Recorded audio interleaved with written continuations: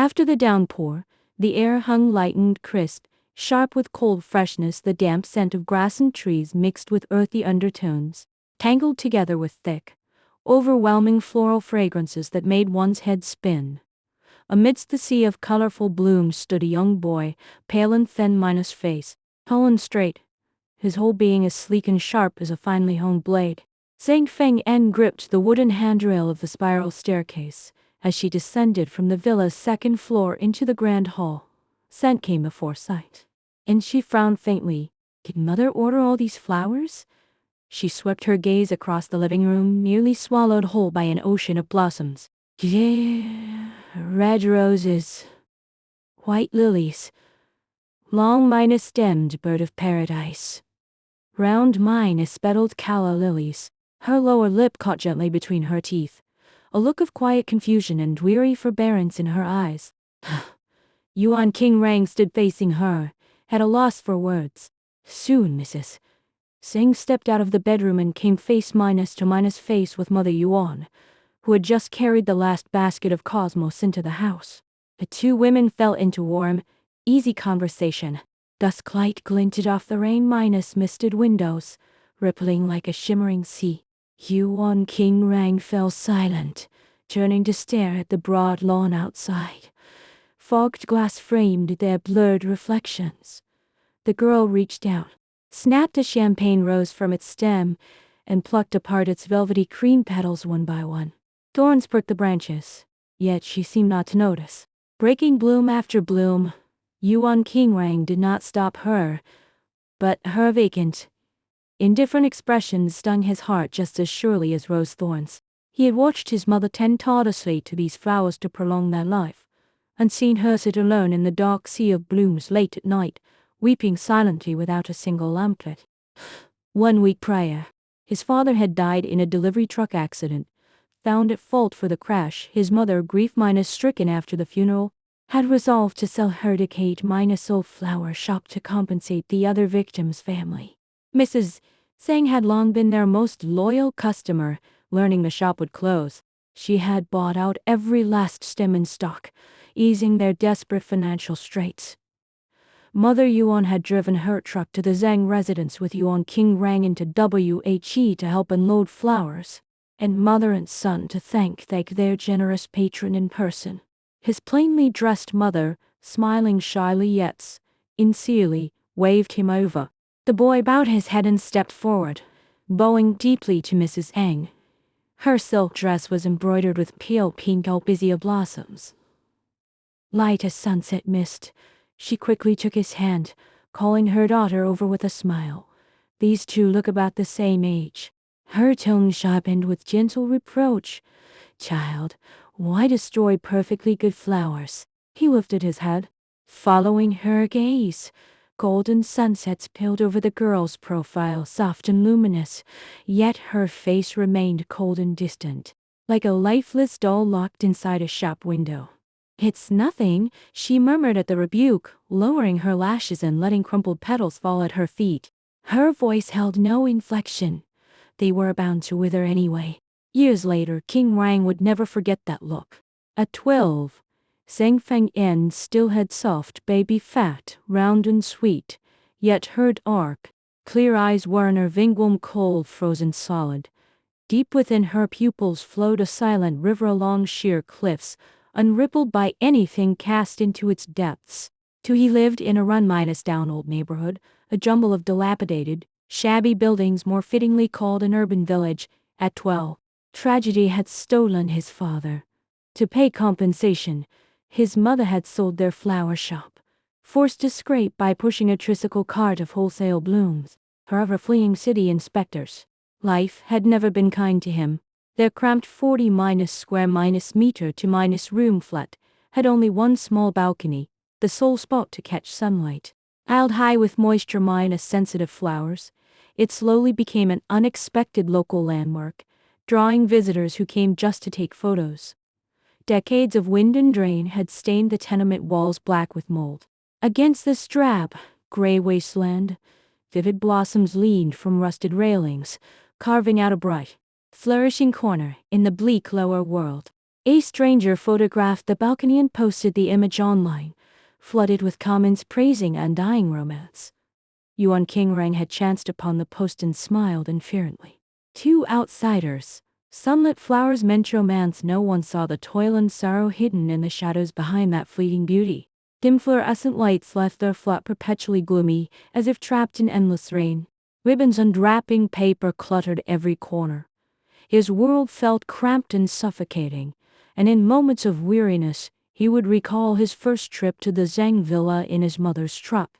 The grand European Midas-style mansion boasted lofty ceilings and round arched windows, warm golden light spilling over the manicured lawn beyond glass walls.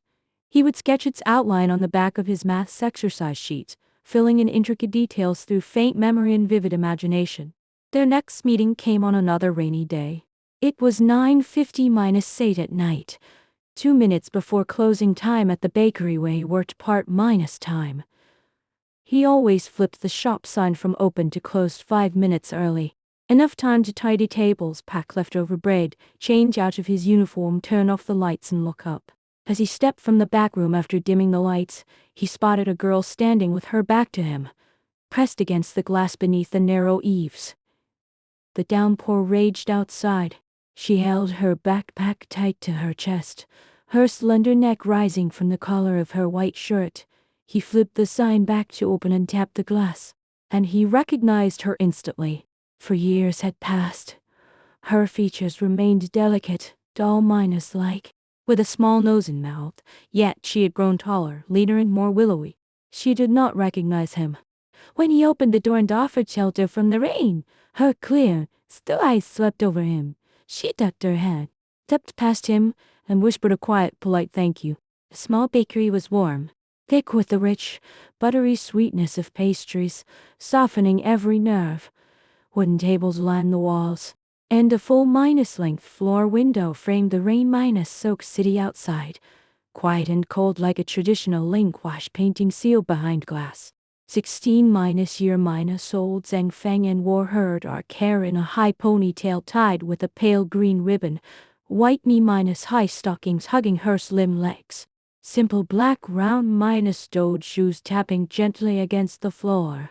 He knew her uniform, crisp white shirt, plaid pleated skirt, matching belt ironed engraved name badge, belonging to the city's most prestigious private high school, famed for its elite teachers and exorbitant fees. He wondered how she had wandered 6 blocks to this quiet street, wiping already spotless countertops over and over as his mind wandered. By 10:30 the clock ticked onward. She showed no hurry, spreading her homework across the table, headphones in her ears, twisting a pen idly with rare effort to write. Glancing between the pouring rain and the quiet girl, he grabbed a pre-packed paper bag and set it on her table. Are you hungry? Shop rules forbade selling day-sold bread, so he always boxed unsold loaves to take home each night, a small privilege allowed by his kind boss. Misunderstanding his intent, she pulled one headphone free, glanced from his face to the bag of soft bread, and withdrew to banknotes from her bag, placing them firmly on the table. Yuan Qingrang froze. She thought he was charging her for shelter. He longed to explain, but she slipped her headphones back on, withdrawn and unyielding. He fell silent, defeated. At 10:30-7, her black Maybach glided silently to the curb. The chauffeur stepped out with an umbrella, escorting his young mistress to the car and opening the door. Before bending to climb inside, Zhang Fengyan paused, handing the bread bag to the driver. Without a glance inside, the man tossed the bag into a nearby trash can with a flick of his wrist. The Maybach pulled away, tires splashing cold rainwater across the road. Through the glass, Yuan Qingrang watched his next day's meals arc through the air and land discarded in waste. His gaze darkened slowly. They had never stood on equal ground. Her exclusive private school boasted a top university admission rate of over 90%, while Yuan Qingrang had chosen a free local high school at 12 to ease his mother's burden, its classrooms lax and unmotivated, his days filled with part-time work. Even so, he had graduated top of his year and earned admission to S City University, one of the nation's most prestigious schools. He had always believed hard work could bridge innate gaps. Meeting Zhang Fengyan again as university classmates seemed proof enough. He had never sought news of her, yet the School of Management's cold beauty was legendary, strikingly beautiful. Distant, aloof, indifferent to everyone around her. Freshman year, the campus confession page flooded with posts searching for the mysterious beauty who had captured strangers' hearts. Suitors swarmed, yet few dared pursue her, save for one Yidiawa, her classmate. Open and unapologetic in his affection, he chased her relentlessly through every semester, and daunted by constant rejection, determined to win her heart. At ETOS, while minus known failures as a warning, others stepped back. Rumors labeled them the campus's golden couple. Wealthy, handsome and beautiful, top-minus ranked scholars, perfectly matched. The living embodiment of a novel's-lit pair. Yuan King Rang, studying architecture, heard the gossip but paid it no mind. University brought fierce new competition. His days of effortless academic excellence were gone.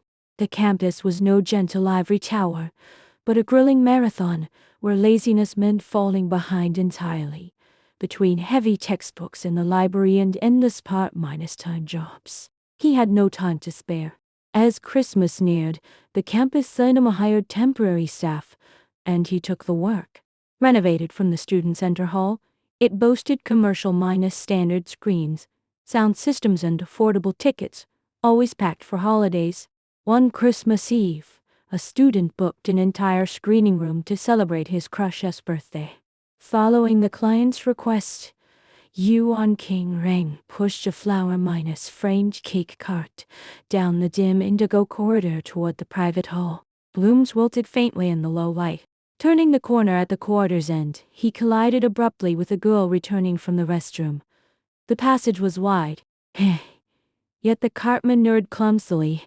She had pressed herself flat against the wall to let him pass, but the door she bought belonged to the booked room for. They stared silently across the flower cart, neither moving. A sense of foreboding washed over Zhang Fengyan. Leaning forward, she spotted the 3-tier fondant cake ringed with flowers, and realized she had been tricked. It was indeed her birthday.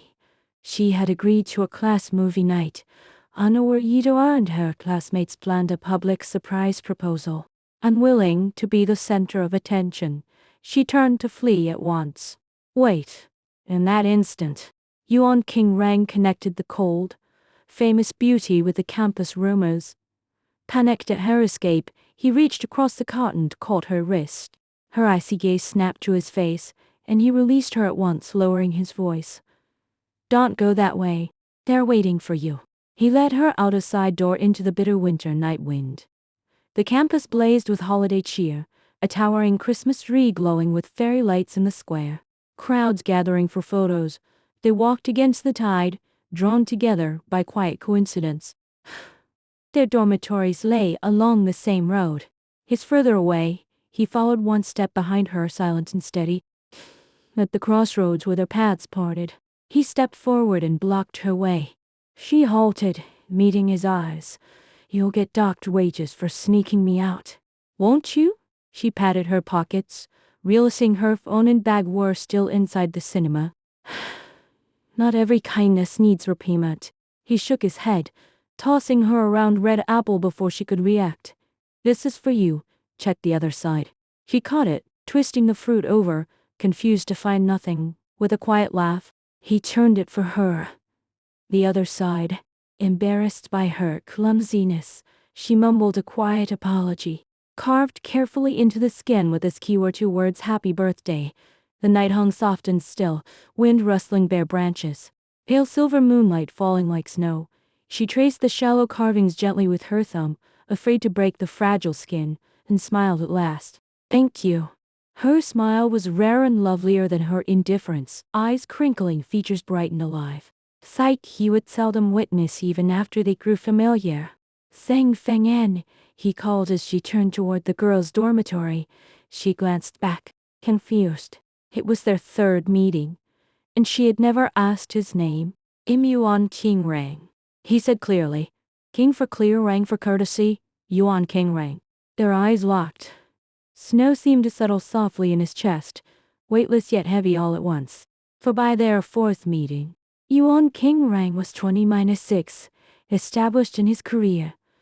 Years of dedication to architectural design had earned him national and international awards for his wine cellars and exhibition halls. He had left the Design Institute to launch his own independent studio with a partner. Seated in his bright, clean office drafting blueprints, he sometimes thought of his younger self, scribbling mansion layouts on exercise sheets in his sunless bedroom. Hard days were behind him. His mother, finally at ease, had reopened her beloved flower shop. With work's table, his mother pressed him to settle down. He had focused solely on his career, indifferent to romance, until his partner joked, "Wealth is endless. Enjoy life." Our new client inherited a fortune young, engaged to a stunning fiancée through success. The charcoal pencil snapped in his grip. The half-drawn architectural line warps. Holding the blueprint to the light, he found himself sketching the Zhang Villa unconsciously grand European walls, lofty halls, arched windows, warm light spilling over green lawns. He crumpled the paper and tossed it away with a sigh. Their studio's first major client was Yidiawa, heir to Hirui Biotech.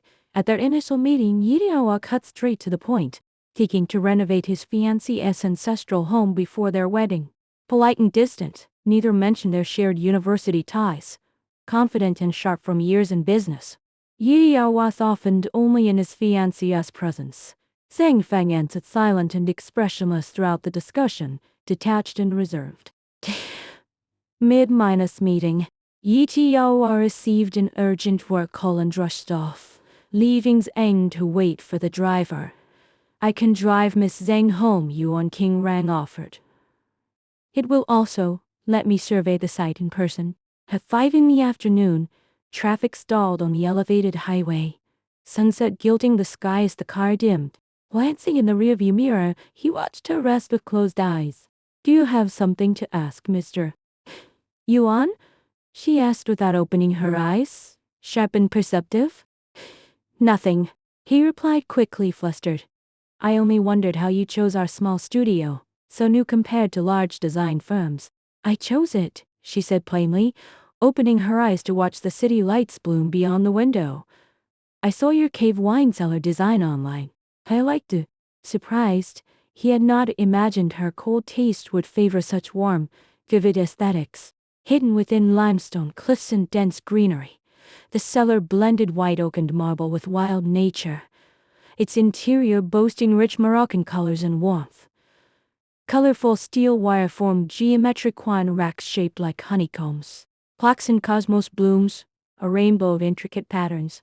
Tired of mainstream cold industrial design dominated by black, white and gray, she tapped the window at the sinking sunset and summarized his style, simply frozen dusk.